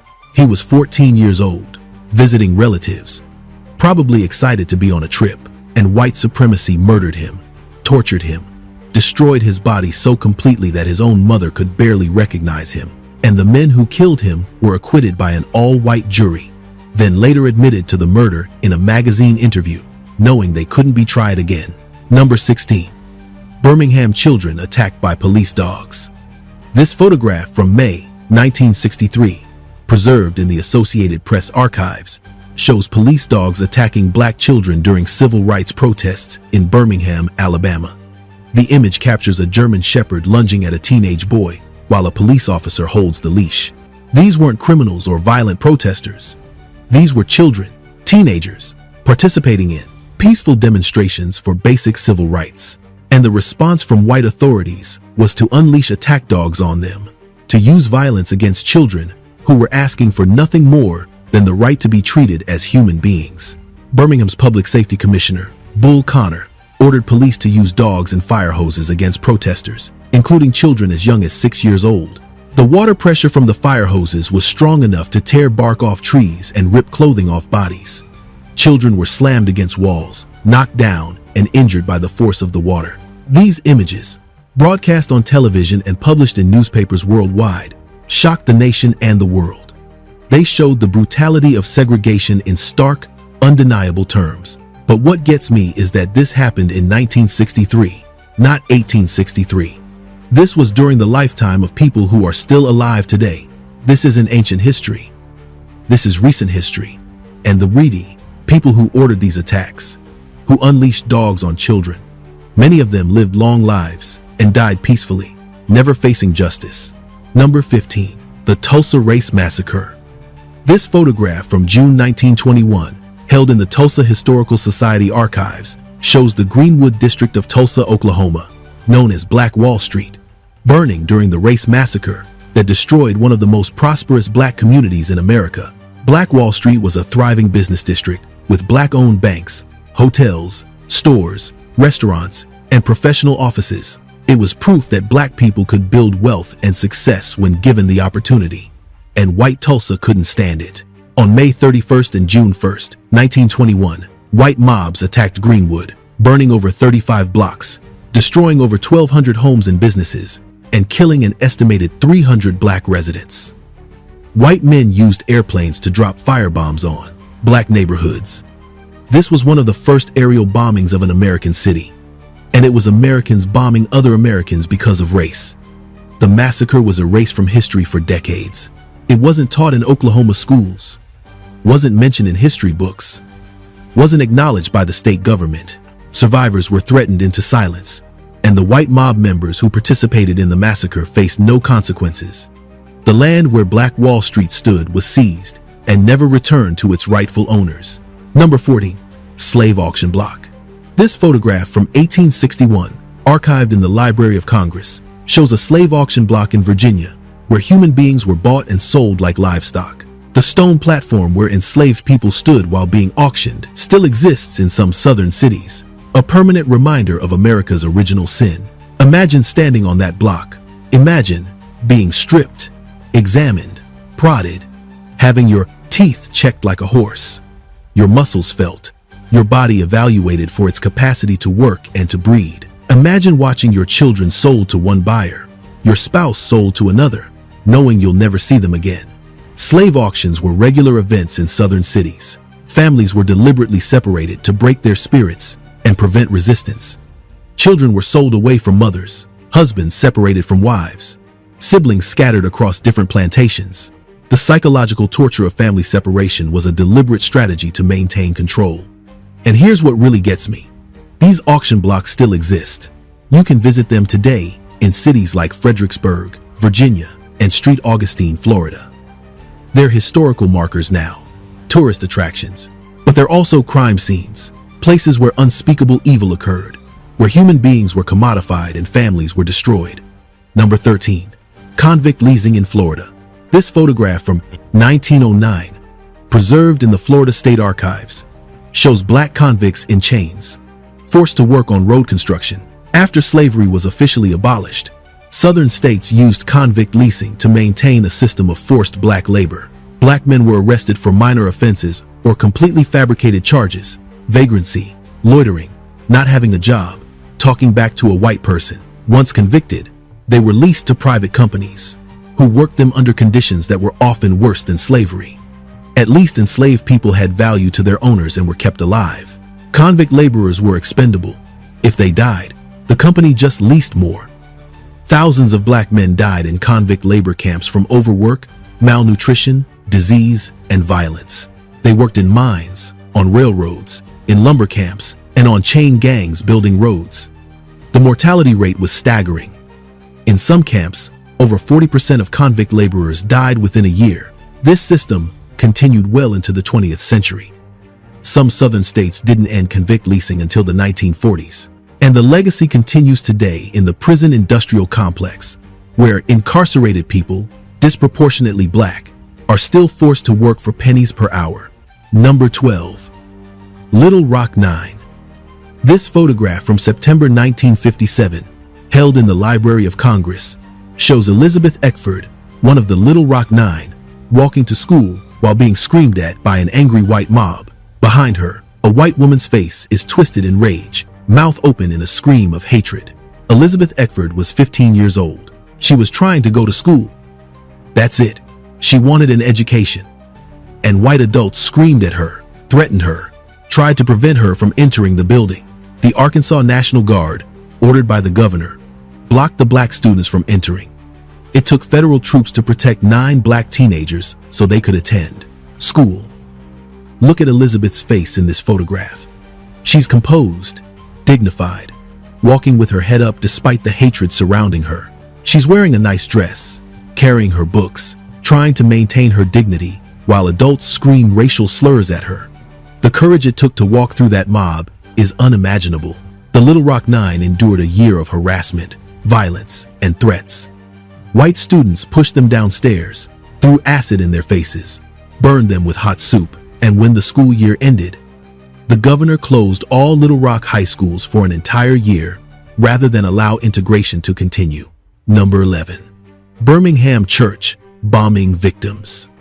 This photograph, from September 1963, archived in the Birmingham Civil Rights Institute, shows the aftermath of the 16th Street Baptist Church bombing that killed 4 young black girls: Addie Mae Collins, Cynthia Wesley, Carol Robertson, and Carol Denise McNair. These girls were at church on a Sunday morning, attending Sunday school, getting ready for worship service. They were in the basement bathroom when Ku Klux Klan members planted a bomb that exploded, killing all 4 girls and injuring 22 others. The youngest victim, Denise McNair, was 11 years old. The others were 14. They were children, in church, and white supremacists murdered them with a bomb. And the response from white Birmingham? Many white residents blamed the civil rights movement for provoking the violence, rather than condemning the murderers. It took decades for the bombers to face justice. One wasn't convicted until 2001, 38 years after the murders. Another died before he could be tried. The FBI had identified the suspects within days of the bombing, but didn't prosecute because J. Edgar Hoover blocked the case. Number 10. Slave children working. This photograph from 1913, held in the National Archives, shows black children working in cotton fields in the South, decades after slavery was supposedly abolished. Child labor was rampant in the South, with black children forced to work instead of attending school. These children should have been in classrooms, learning to read and write, preparing for their futures. Instead, they were in fields, doing back-breaking labor for pennies or nothing at all. Many black children in the South didn't attend school regularly because they were needed for farm work, perpetuating a cycle of poverty and limited opportunity. The sharecropping system that replaced slavery kept black families in debt and dependent on white landowners. Children had to work to help their families survive. Education was a luxury that many black families couldn't afford, not because they didn't value it, but because the economic system was designed to keep them trapped. This photograph was taken 50 years after the Emancipation Proclamation. 50 years, and black children were still working in fields, still denied education, still trapped in a system that exploited their labor and limited their futures. Number 9. Selma Bloody Sunday. This photograph from March 7, 1965, preserved in the Associated Press archives, shows Alabama state troopers beating civil rights marchers on the Edmund Pettus Bridge in Selma. The marchers were peacefully protesting for voting rights when they were attacked with billy clubs and tear gas. John Lewis, who would later become a congressman, had his skull fractured by a state trooper's baton. Amelia Boynton was beaten unconscious and left for dead on the bridge. Dozens of marchers were hospitalized with injuries from the police attack. They were exercising their constitutional right to protest, and the response was state-sanctioned violence. The images from Bloody Sunday, broadcast on television, shocked the nation and helped build support for the Voting Rights Act. But what haunts me is that this happened in 1965. People who participated in this march are still alive today. The troopers who beat them, many of them lived long lives without facing consequences. And now, decades later, the Voting Rights Act that was won with blood on that bridge is being systematically dismantled. The protections that John Lewis and others fought for, that they were beaten for, are being stripped away. Their sacrifices being erased. Number 8. James Meredith shot. This photograph from June 6, 1966, archived in the Library of Congress, shows James Meredith lying on the ground after being shot during his March Against Fear in Mississippi. Meredith was walking from Memphis to Jackson to encourage black voter registration when a white supremacist shot him. Meredith survived, but the image of him lying wounded on the highway, shot for encouraging black people to vote, shows the violence that black Americans faced for simply trying to exercise their rights. This wasn't the Deep South in the 19th century. This was 1966, less than 60 years ago. After Meredith was shot, other civil rights leaders, including Martin Luther King Jr. and Stokely Carmichael, continued the march. Thousands joined them, and the march became a major moment in the civil rights movement. But the fact that it took a shooting to galvanize that response shows how normalized violence against black people had become. Number 7. Negro Motorist Green Book. This photograph from 1949, held in the Schomburg Center archives, shows a copy of the Negro Motorist Green Book, a travel guide that listed safe places for black travelers to eat, sleep, and get gas while traveling through America. The existence of this book is disturbing because it shows that black people couldn't travel freely in their own country. They needed a guidebook to avoid towns where they might be killed, to find hotels that would accept them, to towns about buck, locate gas stations that would serve them. Traveling while black was literally dangerous. The Green Book was published from 1936 to 1966, documenting 3 decades when black Americans needed a survival guide just to drive across the country. Sundown towns, where black people had to leave before sunset or face violence, were common across America, not just in the South. This book represents the daily humiliation and danger that black people faced. Every trip required planning. Every stop was potentially dangerous. Every interaction with white people could turn violent. And this was during the lifetime of people who are still alive today. Number 6. Police brutality in the 60s. This photograph from 1963, preserved in the National Archives, shows police officers in Birmingham using fire hoses on civil rights protesters. The water pressure was so strong it could strip bark off trees and tear clothing off bodies. Children were knocked down by the force of the water, slammed against buildings, injured by the pressure. And the police didn't care. They were following orders from Bull Connor, who wanted to crush the civil rights movement through violence and intimidation. These images were broadcast worldwide, showing America's racism to the entire planet. Foreign governments condemned the United States for its treatment of black citizens. The Soviet Union used these images in propaganda, pointing out American hypocrisy in claiming to be the land of freedom while treating black people like this. But what gets me is that the police officers who did this, who turned fire hoses on children, who unleashed dogs on peaceful protesters, they went home to their families that night. They probably thought they were doing their jobs, protecting their community. They didn't see themselves as evil. That's how normalized racism was. Number 5. Medgar Evers crime scene. This photograph from June 12, 1963, held in the Mississippi Department of Archives, shows the crime scene where Medgar Evers, NAACP field secretary, was assassinated in his own driveway. He was shot in the back by a white supremacist while his wife and children were inside the house. Evers had been organizing voter registration drives, investigating murders of black people, and fighting segregation in Mississippi. He received constant death threats, but he continued his work because he believed in justice and equality. And white supremacy murdered him for it. His assassin, Byron de la Beckwith, was tried twice in 1964, but all white juries refused to convict him despite overwhelming evidence. He walked free and lived openly in Mississippi for decades, even running for political office. He wasn't convicted until 1994, 30 years after the murder. Medgar Evers was 37 years old when he was killed. He had 3 young children who heard the gunshot that killed their father. His wife, Merle, found him bleeding in the driveway. And the man who murdered him lived free for 3 decades, protected by a racist system that valued white supremacy over justice. Number 4. Fred Hampton crime scene. This photograph from December 4, 1969, archived in the Chicago History Museum, shows the blood-stained mattress where Fred Hampton, chairman of the Illinois Black Panther Party, was murdered by police while he slept. Hampton was 21 years old. Chicago police, working with the FBI, raided Hampton's apartment at 4:30 in the morning and shot him while he was in bed, likely drugged by an FBI informant who had slipped him a sedative. Police fired over 90 shots into the apartment. Hampton was shot twice in the head at point-blank range while he slept. The police claimed they were fired upon first and acted in self-defense, but forensic evidence showed that only 1 shot came from inside the apartment, and it was likely fired after Hampton was already dead. The raid was an assassination, planned and executed by law enforcement. Hampton was a brilliant organizer who was building coalitions across racial lines, creating free breakfast programs for children, and organizing community health clinics. He was a threat to the establishment not because he was violent, but because he was effective. So, they killed him. Number 3. Rosewood Massacre. This photograph from January 1923, held in the Florida State Archives, shows the ruins of Rosewood, Florida, a prosperous black town that was completely destroyed by a white mob. Over 150 black residents were killed, and the entire town was burned to the ground. The massacre started with a false accusation. A white woman claimed she had been assaulted by a black man.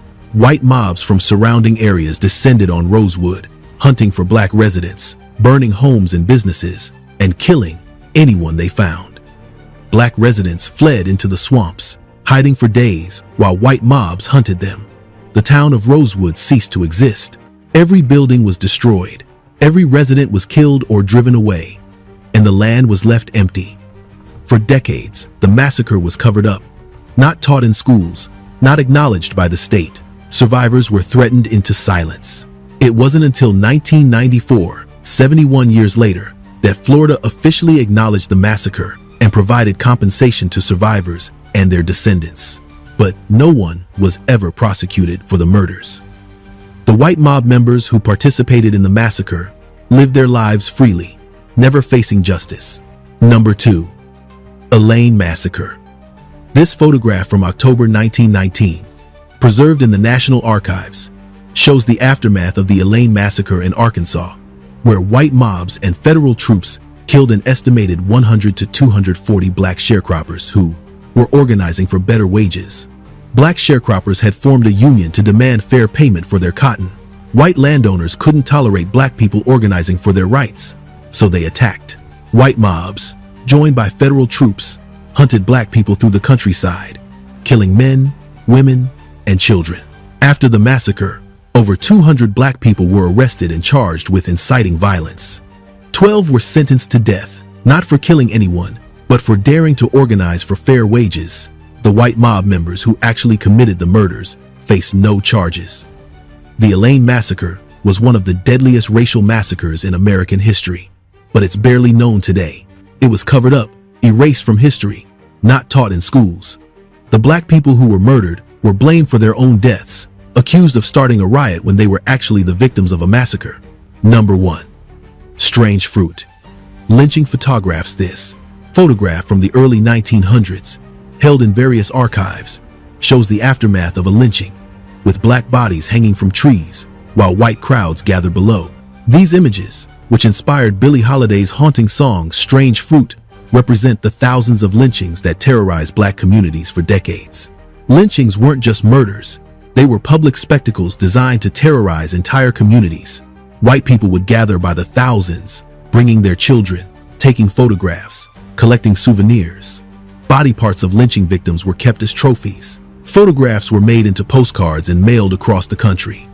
Between 1882 and 1968, over 4,700 documented lynchings occurred in America. The real number is certainly higher, as many lynchings went unreported or were covered up. Black people were lynched for alleged crimes, for economic success, for talking back to white people, or for no reason at all, except white supremacy's need to maintain control through terror. What makes these photographs so disturbing isn't just the bodies hanging from trees. It's the faces of the white people in the crowds. They're smiling, laughing, posing for the camera. They brought their children to watch human beings be tortured and murdered. They saw nothing wrong with what they were doing. That's how deeply racism was embedded in American culture. These photographs exist because the murderers were proud of what they did. They wanted documentation, wanted to remember, wanted to share their participation in racial terror. They had no fear of consequences because they knew the law wouldn't touch them, that white society would protect them, that their actions were sanctioned by the culture they lived in. Now let me tell you why these images matter. Why we need to look at them even though they're painful, even though they're disturbing, even though they make us want to look away. These photographs are proof. They're evidence that can't be denied, documentation that can't be dismissed. When people say racism wasn't that bad, when they minimize the horrors of our history, these images tell the truth. Every photograph I showed you represents real people who suffered, real families that were destroyed, real communities that were terrorized. These aren't abstract historical events. These are crimes against humanity, documented in photographs that the perpetrators took themselves because they were proud of their evil. And here's what really gets me. Many of the people who committed these atrocities, who participated in lynchings and massacres and police brutality, they lived long lives. They raised families, went to church, were respected members of their communities. They never faced justice, never paid for their crimes, never even acknowledged that what they did was wrong. Meanwhile, the trauma they inflicted echoes through generations. The wealth they destroyed was never recovered. The families they separated never reunited. The psychological damage they caused still affects black communities today. This isn't ancient history. This is living history, and we're still dealing with its consequences. But we're also the descendants of survivors, of people who endured unimaginable horror and kept going, who maintained their humanity in the face of dehumanization, who fought for justice, even when justice seemed impossible. Every person in these photographs who survived, who resisted, who refused to be broken, they're our ancestors, and their strength lives in us. We remember them, we honor them, and we continue their fight. That's our inheritance, and nobody can take it from us.